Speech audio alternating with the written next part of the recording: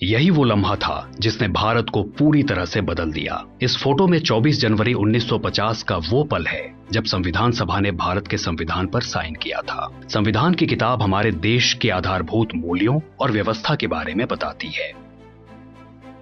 क्या आप जानते हैं कि भारत के संविधान को लिखने में पूरे 3 साल का समय लगा। इसको लिखने के लिए काफी सारे सत्र हुए। पहले सत्र की शुरुआत 9 दिसंबर 1946 को हुई और आखिरी सत्र 26 नवंबर 1949 को खत्म हुआ। इस दौरान कुल मिलाकर 11 सत्र हुए। अगर दिनों के हिसाब से गिना जाए तो संविधान बनाने के लिए सभी लोग 165 दिनों के लिए मिले।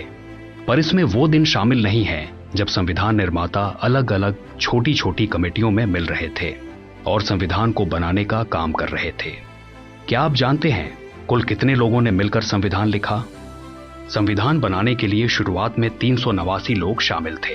इसके कुछ समय बाद ही देश का बंटवारा हो गया और 1/4 लोग पाकिस्तान चले गए और फिर 299 लोगों ने मिलकर संविधान बनाने के काम को आगे बढ़ाया। जिन लोगों ने संविधान लिखा वो सभी एक संविधान सभा के सदस्य थे जिसका गठन 1946 को हुआ था। इस सभा के सदस्यों का चुनाव 2 तरह से हुआ था। 292 लोग प्रोविंशियल लेजिस्लेटिव असेंबली से चुने गए थे और 97 लोगों को मुख्यतः प्रिंसली स्टेट ने नामित किया था। संविधान सभा बनाते समय पूरी कोशिश की गई थी कि संविधान सभा में जितना हो सके अलग अलग तरह के लोग शामिल हों। भारत के सभी अलग अलग क्षेत्रों से लोगों को लिया गया था। क्या आप जानते हैं कि आपके क्षेत्र से संविधान सभा में कौन मौजूद था? यह जानने में तो काफी मजा आएगा। अलग अलग धर्मों के लोग मौजूद थे। Hindu, Muslim, Sikh, Parsi, Anglo Indians, Christians, scheduled caste और आदिवासी। विभिन्न पेशे के लोग शामिल थे। वकील, सामाजिक कार्यकर्ता, शिक्षक, राजनेता, पत्रकार और उद्योगपति इत्यादि।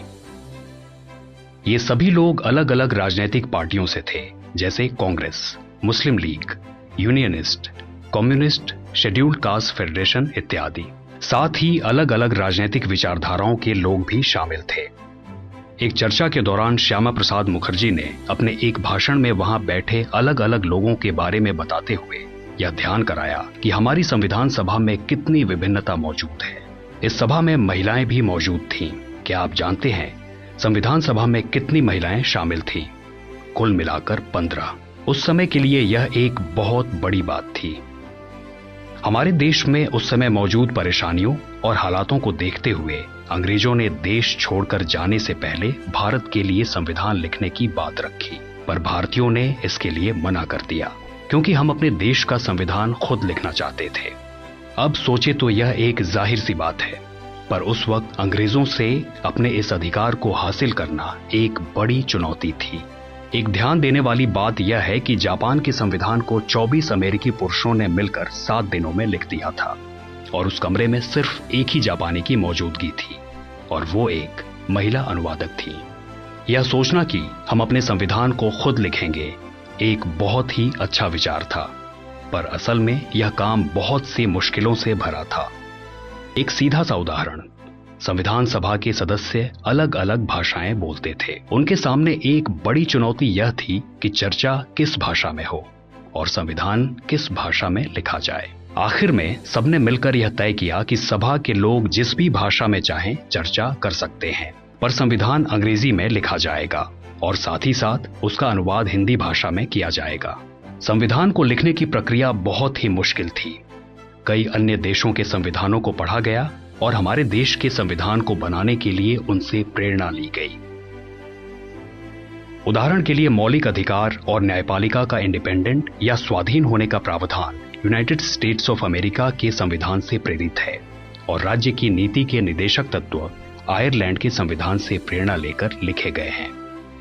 अलग अलग मुद्दों पर चर्चा करने के लिए संविधान सभा में कई कमेटियां बनाई गई। इस तरह से 17 कमेटियां थी, जैसे कि मौलिक अधिकार, आदिवासी क्षेत्र और केंद्र की शक्तियां आदि। ये कमेटियां अपनी अपनी रिपोर्ट तैयार करती थीं।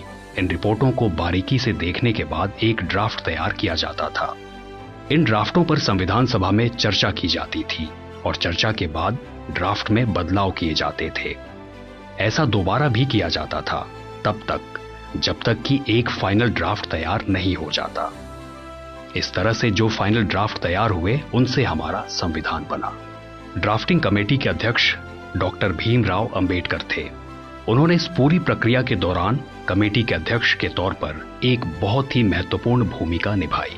इसमें संविधान सलाहकार BN राव और मुख्य ड्राफ्ट्समैन SN मुखर्जी ने भी पूरा सहयोग दिया और इस तरह से बनी हमारे देश की सबसे शक्तिशाली किताब हमारा संविधान। उस समय इसमें 22 भाग, 395 अनुच्छेद और 8 अनुसूचियां थीं। संविधान की मूल प्रति को हाथ से लिखा गया। अंग्रेजी में इसको प्रेम नारायण रायजादा ने और हिंदी में वसंत कृष्ण वैद्य ने लिखा। इसमें जो भी कलाकारी की गई वो शांति निकेतन के कलाकारों की एक टीम ने की है। इस टीम की अध्यक्षता नंदलाल बोस कर रहे थे। भारत का संविधान 26 नवंबर 1949 को बनकर तैयार हुआ।